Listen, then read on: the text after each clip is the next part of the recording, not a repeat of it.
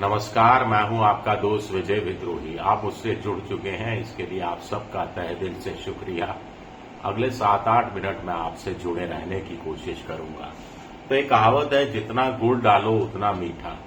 पश्चिम बंगाल के चुनाव पर नजर डालें तो बीजेपी के हिसाब से जितने ज्यादा वोट कटेंगे उतना ज्यादा बीजेपी को फायदा होगा।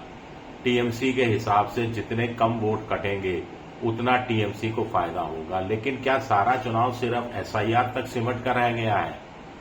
और एसआईआर में आखिरकार आपको हैरानी होगी जब मैं आपको बताऊंगा कि अभी तक का जो लेटेस्ट आंकड़ा है उसके हिसाब से पिछले लोकसभा चुनाव में जितने लोगों ने वोट देना का हक हासिल किया था उसमें से करीब करीब 90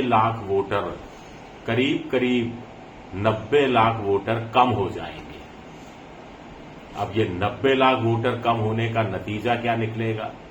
पिछले लोकसभा चुनाव में टीएमसी को बीजेपी से 42 लाख वोट ज्यादा मिले थे। उससे पिछले विधानसभा चुनाव में टीएमसी को बीजेपी से करीब 55-60 लाख वोट ज्यादा मिले थे और इस बार 90 लाख वोट कम हो जाएंगे। इसका तोड़ क्या है ममता के पास, ये जानना बहुत जरूरी है, क्योंकि चुनाव बाइपोलर है।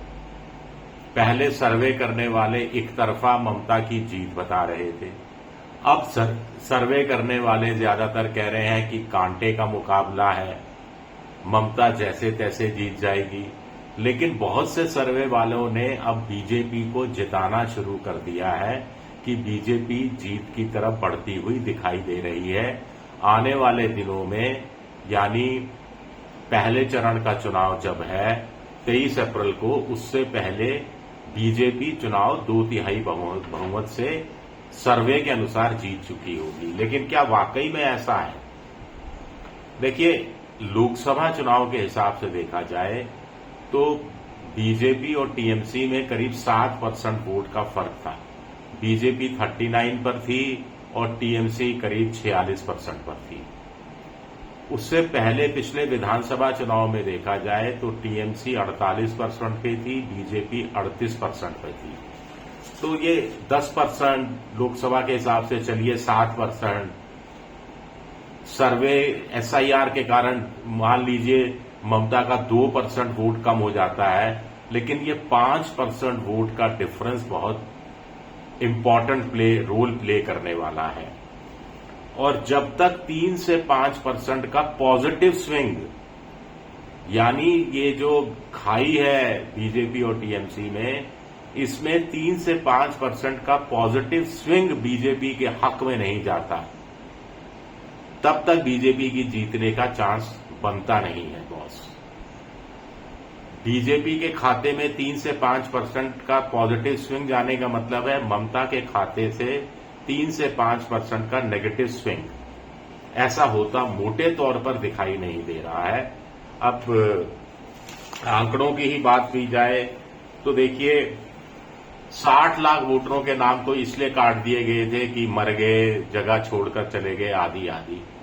60 लाख वोटर वो जो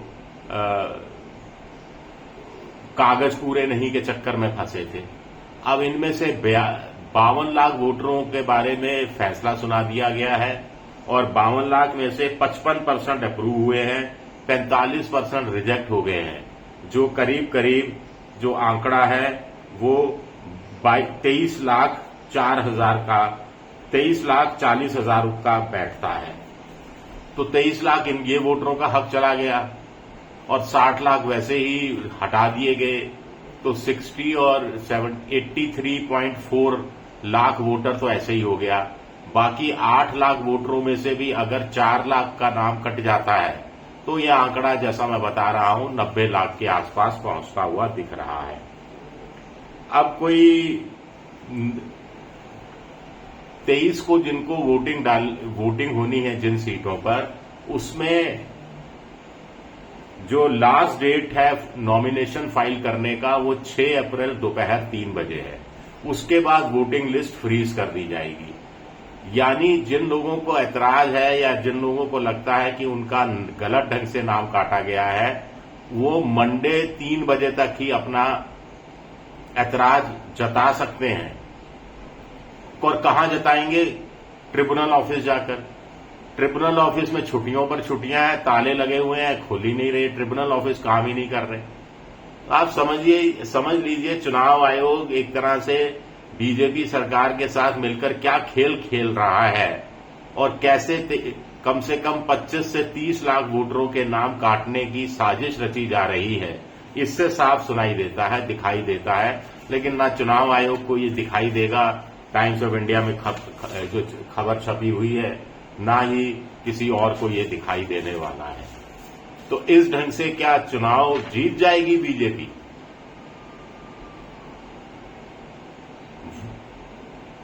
वोट कम पड़ेगा, डलेगा, और जिसका वोट कटा है वो सिर्फ एसआईआर के माध्यम से, वो सिर्फ ममता का ही है क्या? ममता एक तरफ सड़क पर धरने प्रदर्शन करती रही, दूसरी तरफ वो अपने कार्यकर्ताओं को भी उन्होंने लगा रखा था कि वो अपने समर्थकों का वोट काटने ना पाए, इस बात की व्यवस्था करें। फिर देखिए, ममता का कार्यकाल 38% लोग कह रहे हैं अच्छा रहा, लेकिन इतने ही लोग कह रहे हैं बुरा रहा। 39% कह रहे हैं कि वो ममता के 15 साल के कामकाज से नाराज है और बदलना चाहते हैं। 29% कह रहे हैं वो ऐसा नहीं चाहते। 50% मोदी को फिर प्रधानमंत्री के रूप में देखना चाहते हैं। 27% राहुल गांधी को देखना चाहते हैं।